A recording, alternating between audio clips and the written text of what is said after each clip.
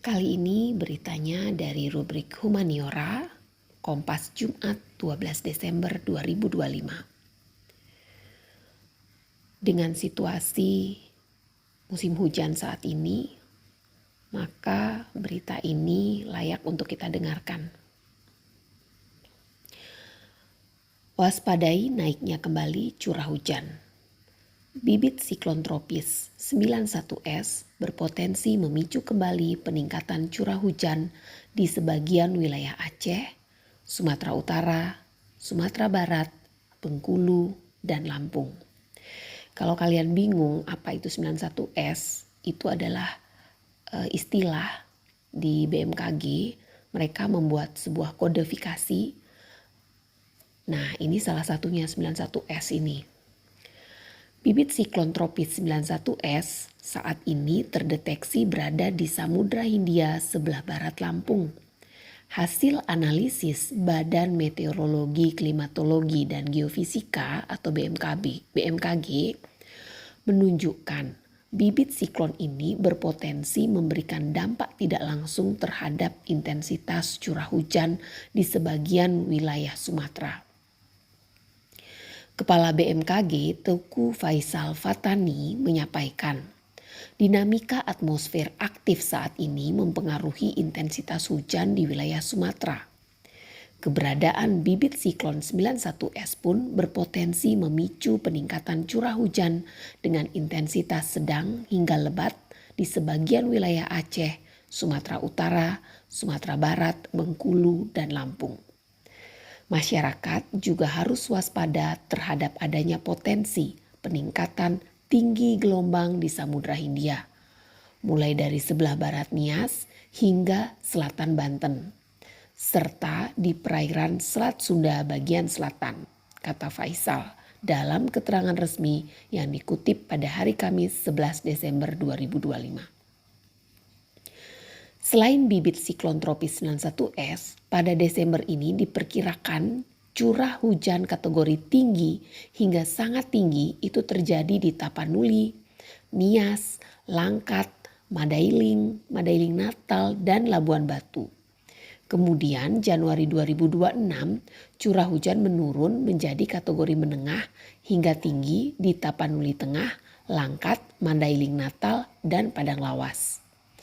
Sebelumnya BMKG telah mendeteksi bibit siklon tropis 91S sejak 7 Desember 2025 pukul 7 WIB melalui pemantauan Pusat Peringatan Siklon Tropis Tropical Cyclone Warning Center.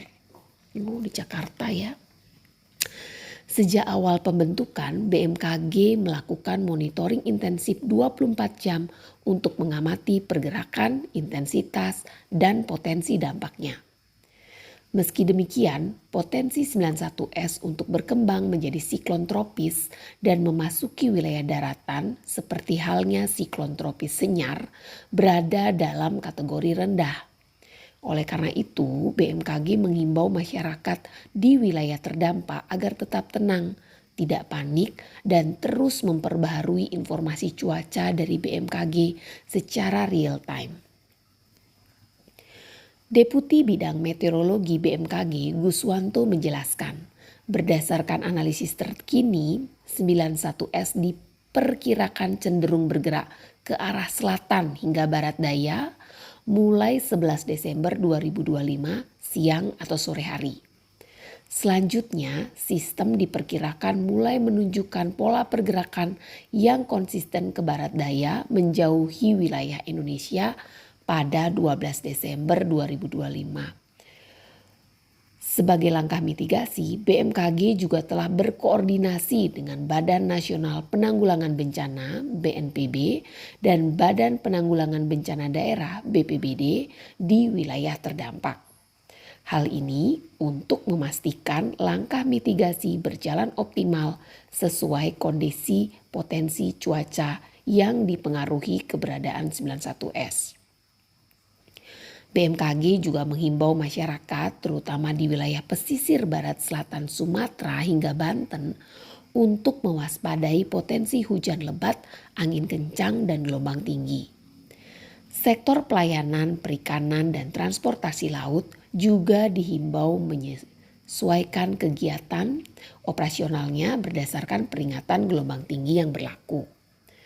Sementara pemerintah daerah melalui BPBD diminta memastikan kesiapsiagaan menghadapi potensi banjir dan gangguan cuaca lain. Kolaborasi lintas sektoral ini akan menciptakan keharmonisan antara sistem peringatan dini dan tindakan dini. Menurut Faisal, setiap dinamika atmosfer penyebab perubahan kondisi cuaca telah terdeteksi radar dan satelit yang dimiliki oleh BMKG serta diinformasikan langsung kepada masyarakat ataupun pemangku kepentingan terkait. BMKG bersama PNBP juga mengantisipasi potensi cuaca ekstrim dengan melakukan operasi modifikasi cuaca di wilayah rawan bencana. Operasi modifikasi cuaca itu dilakukan di Aceh, Sumut, Sumbar, Jabar, Jateng, Jatim dalam waktu 24 jam secara terus-menerus. Operasi modifikasi cuaca dilakukan dengan menebarkan garam pada awan di wilayah aman seperti laut atau waduk agar hujan turun sebelum tiba di wilayah rawan bencana. Sementara itu, apabila awan hujan sudah tiba di daerah rawan bencana, operasi modifikasi cuaca dilakukan dengan menebarkan kapur tohor agar awan-awan tersebut terpecah sehingga tidak terjadi hujan. Kita dapat ilmu baru. Kalau menebar garam NaCl, dia jadi turun di laut, nggak perlu sampai ke daratan. Kalau modifikasinya menggunakan kapur tohor, itu artinya dia awan-awan itu akan pecah sehingga nggak akan sampai terjadi hujan. Dalam rapat koordinasi tingkat menteri dalam rangka persiapan Nataru, Guswanto menyampaikan bahwa periode Desember 2025 hingga Januari itu bertepatan dengan musim hujan. Potensi curah hujan tinggi hingga sangat tinggi akan meningkat di sejumlah wilayah. Nah, ini Bali masuk ya, Jawa, Bali, NTB, NTT, Sulawesi Selatan, Papua Selatan, dan sebagian besar Kalimantan. Sejumlah fenomena atmosfer diprediksi aktif secara bersamaan pada periode ini.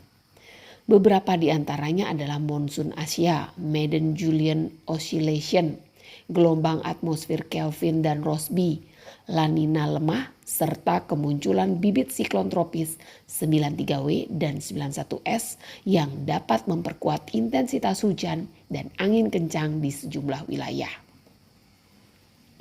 Nah, BMKG telah memetakan dinamika cuaca dalam 3 periode. Ini disimak baik-baik. 15 sampai 22 Desember ini akan ada hujan lebat. 22 sampai 29 itu cenderung menurun. Nah, 29 sampai 30 Januari kembali meningkat seiring pergeseran puncak musim hujan ke wilayah Jawa. Guswanto mengingatkan potensi hujan intensitas tinggi, angin kencang, gelombang tinggi, serta dampak tidak langsung bibit siklon tropis yang dapat mengganggu transportasi darat, laut, dan udara dapat terjadi saat Natal dan Tahun Baru. Untuk penerbangan, awan cumulonimbus masih menjadi perhatian karena memicu hujan lebat. Mitigasi telah dilakukan sejak awal melalui dokumen penerbangan resmi BMKG. Nah, kalian buat acara apa tahun baru? Kayaknya paling aman kita merayakan bersama keluarga di rumah aja ya. Sampai ketemu pada berita berikutnya.